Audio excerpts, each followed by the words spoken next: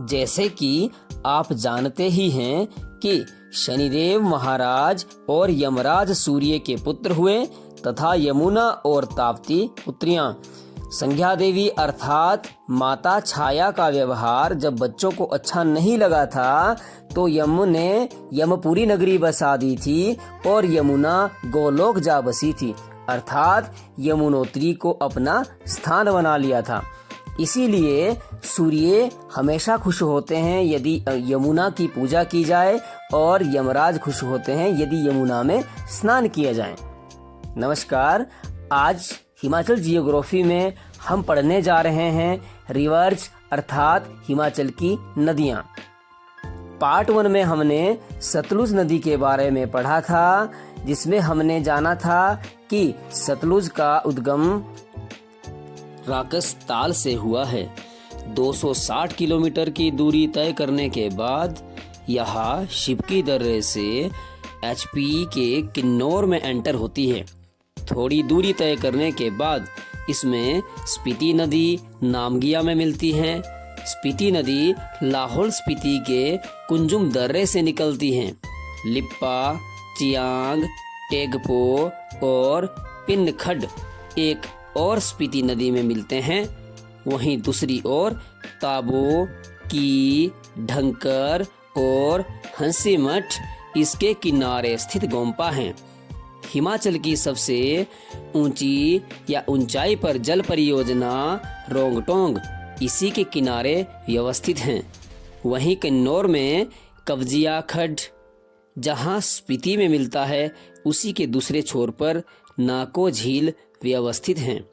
नामगिया से थोड़ा आगे जाने के बाद सतलुज में रूपा खड्ड मिलता है, जहां शोंगटोंग परियोजना बनी है।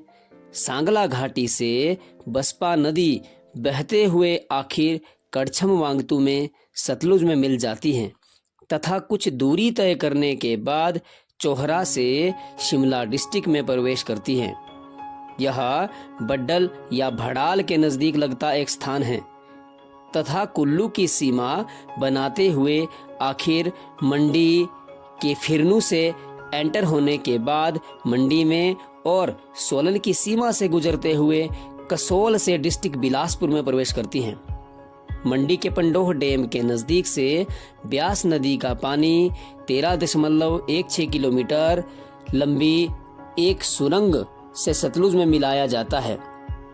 बिलासपुर में 3 मुख्य खड्ड सतलुज के सहायक हैं। अर्की के नज़दीक विलेज मांगू से अल्ली खड्ड निकलता है तथा नियर बिलासपुर सतलुज में मिलता है। गंभर और सीर खड्ड भी इसमें मिलते हैं। वह अंततः लाल नदी के नाम से जाने जाने वाली प्रसिद्ध सतलुज बिलासपुर को छोड़कर भाखड़ा में पंजाब में प्रवेश करती हैं। सतलुज नदी पर बनी परियोजनाएं या बांध भाखड़ा, जो कि 1325 मेगावाट की परियोजना है। यहाँ पर 226 मीटर की हाइट वाला बांध BBMB द्वारा निर्मित है। इसका निर्माण कार्य 1948 में शुरू हुआ था तथा 22 अक्टूबर 1963 को यह बनकर तैयार हुआ। इसी प्रकार कुछ परियोजनाएं हैं, जैसे कि शोंगटोंग 450 मेगावाट की किन्नौर में है, टिडोंग 100 मेगावाट की किन्नौर में है, कॉल डैम 800 मेगावाट की परियोजना बिलासपुर में है। NTPC द्वारा और रूस की हेल्प से इसे बनाया गया है। छांगो यांगटांग 140 मेगावाट की परियोजना किन्नौर में है तथा नाथपा झांकड़ी 1500 मेगावाट की परियोजना SJVNL द्वारा वर्ल्ड बैंक की सहायता से बनाया गया है। आइए अब चलते हैं यमुना नदी के पास। यमुना नदी जिसका उद्गम यमुनोत्री या बंदरपूंछ से हुआ है, जो कि कालिंद पर्वत पर स्थित है। इसकी एक बड़ी सहायक नदी टॉस है, जो कि रूपीन और सुपीन सहायक नदियों से मिलकर नेतवार में बनती है। रूपीन किन्नौर और सुपीन यूके अर्थात उत्तराखंड से निकलती हैं। टॉस नदी और पब्बर नदी चक्राता में आपस में मिलती हैं। चांशल चोटी जो कि शिमला में है, इसके नज़दीक चंद्रनाहन झील है, जो कि आंध्रा नदी का उद्गम स्थान है। तांगन रोमाई और सवारकुड्डू खड्ड के पब्बर नदी में मिलने के बाद पब्बर और आंध्रा चिड़गांव में आपस में मिलती हैं। थोड़ा आगे जाने पर रोहडू के नजदीक पटसरी नदी भी पब्बर में मिलती है। गिरी नदी, जो कि जुब्बल के नजदीक कुपर चोटी से निकलती है, थोड़ा और बहने के बाद अश्वनी खड्ड साधुपुल में इसमें मिलता है। नही धारटी से जलाल खड्ड निकलता है, जो कि ददाहू में इसमें मिलता है। खारा खाला और कनसोर खाला के मिलने से बाटा नदी बनती है, जो कि रामपुर घाट में गिरी में मिलती है।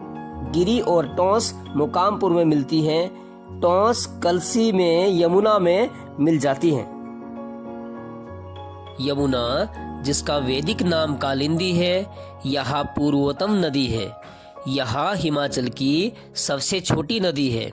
इसका जलग्रहण 2320 वर्ग किलोमीटर है। Total length 1525 kilometre. हिमाचल में इसका प्रवाह सिर्फ 22 किलोमीटर है। यमुना खोदरी माजरी से हिमाचल प्रदेश में प्रवेश करती है और ताजेवाला से हरियाणा में चली जाती है।